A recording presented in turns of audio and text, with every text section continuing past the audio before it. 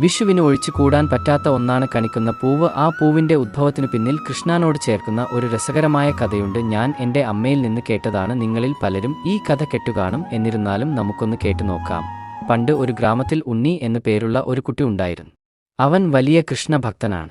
കുഞ്ഞിലെ തന്നെ തൻ്റെ അമ്മയിൽ നിന്ന് കൃഷ്ണകഥകൾ ഒരുപാട് കേട്ടിട്ടുണ്ട്. പാവപ്പെട്ട വീട്ടിലെ കുട്ടിയാണ് ഉണ്ണി. അച്ഛൻ കിടപ്പിലാണ്. എന്നിരുന്നാലും എന്നും അമ്മയും മകനും അടുത്തുള്ള കൃഷ്ണക്ഷേത്രത്തിൽ തൊഴുകാൻ പോകുമായിരുന്നു. ഉണ്ണിക്ക് ആ പേര് വന്നതും അമ്മക്ക് കൃഷ്ണ ഭഗവാനോടുള്ള ഭക്തിയാണ്. ഉണ്ണിക്ക് ഒരേ ഒരു ആഗ്രഹം മാത്രമേ ഉണ്ടായിരുന്നുള്ളൂ, കൃഷ്ണ ഭഗവാനെ കാണണം. എന്നും ക്ഷേത്രത്തിൽ പോയാലും ഇതാണ് ഉണ്ണി പ്രാർത്ഥിക്കുക. ഒരു ദിവസം ഉണ്ണിക്ക് ക്ഷേത്രത്തിൽ പോകാൻ കഴിഞ്ഞില്ല. അവനു വളരെ വിഷമമായി.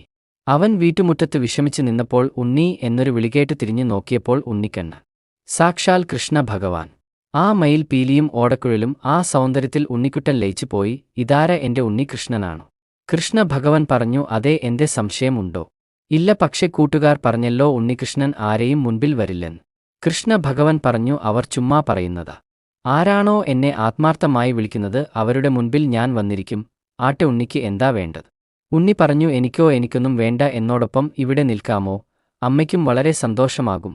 കൃഷ്ണ ഭഗവാൻ പറഞ്ഞു, അയ്യോ, അത് പറ്റില്ലാലോ, എനിക്ക് പോകാതിരിക്കാൻ കഴിയില്ല. ഉണ്ണി പറഞ്ഞു, നമുക്ക് കൂട്ടുകാരെ കാണാൻ പോകാം. അവരല്ലേ പറഞ്ഞത് ഉണ്ണി കൃഷ്ണനെ കാണാൻ കഴിയില്ലെന്ന്.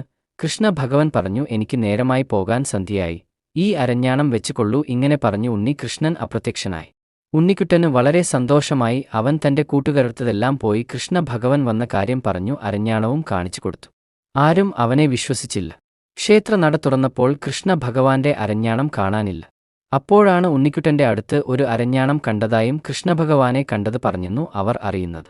ക്ഷേത്ര പൂജാരിയും നാട്ടുകാരും ചേർന്ന് ഉണ്ണിക്കുട്ടന്റെ വീട്ടിൽ എത്തി. അവൻ്റമ്മയോട് അവൻ കൃഷ്ണ വിഗ്രഹത്തിലെ അരഞ്ഞാണം മോഷ്ടിച്ചുവെന്നും പറഞ്ഞു. അമ്മ പറഞ്ഞു, അതിനു അവൻ ഇന്ന് ക്ഷേത്രത്തിൽ വന്നില്ലല്ലോ, അവൻ ഒരിക്കലും ഒന്നും മോഷ്ടിക്കില്ല.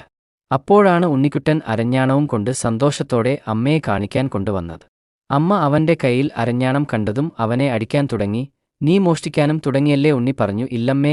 അമ്മ ചോദിച്ചു, പിന്നെങ്ങനായ നിന്റെ കയ്യിൽ അരഞ്ഞാണം വന്നത്? ഉണ്ണി കരഞ്ഞുകൊണ്ട് പറഞ്ഞു, അമ്മേ, ഇത് ഉണ്ണികൃഷ്ണൻ തന്നതാ. അമ്മക്ക് ദേഷ്യം ഇരട്ടിയായി. മോഷ്ടിച്ചത് പോരാഞ്ഞു കള്ളവും പറയുന്നോ എന്ന് പറഞ്ഞു ഉണ്ണിക്കുട്ടന്റെ കയ്യിൽ നിന്നും പൊന്നരഞ്ഞാണം പിടിച്ചു വാങ്ങി. അമ്മ എറിഞ്ഞു. അത് ഒരു മരക്കൊമ്പിൽ പോയി വീണു. പെട്ടെന്ന് തന്നെ ആ മരക്കൊമ്പിലെ അരഞ്ഞാണം പൂക്കളായി മാറി. പൊന്നരഞ്ഞാണത്തിന്റെ മുത്തുകൾ പോലെ തൂങ്ങിക്കിടക്കുന്ന സ്വർണ്ണ നിറത്തിലുള്ള പൂക്കൾ. ആ ദൃശ്യം കണ്ടുനിന്നവർ അമ്പരന്നു. അവർക്ക് മനസ്സിലായി കൃഷ്ണ ഭഗവാന്റെ ലീലയാണെന്നും ഉണ്ണിക്കുട്ടൻ മോഷ്ടിച്ചില്ലെന്നും. അവർ ഉണ്ണിക്കുട്ടനോടും അമ്മയോടും ക്ഷമ ചോദിച്ചു. അമ്മ തന്റെ ഉണ്ണിയെ വാരി പുണർന്നു. എന്നിട്ടു പറഞ്ഞു, ഹരേ കൃഷ്ണ. അന്നു മുതൽ കണിക്കുന്ന കൃഷ്ണഭഗവാന്റെ അനുഗ്രഹത്തിന്റെ ചിഹ്നമായി വിശ്വസിക്കപ്പെട്ടു. വിഷുവിന് കണിക്കുന്ന പൂവ് ആവശ്യമെന്നതിന്റെ പിന്നിൽ ഈ അപൂർവമായ ഐതിഹ്യം നിലനിൽക്കുന്നുവെന്നാണ് പല വിശ്വാസങ്ങളും.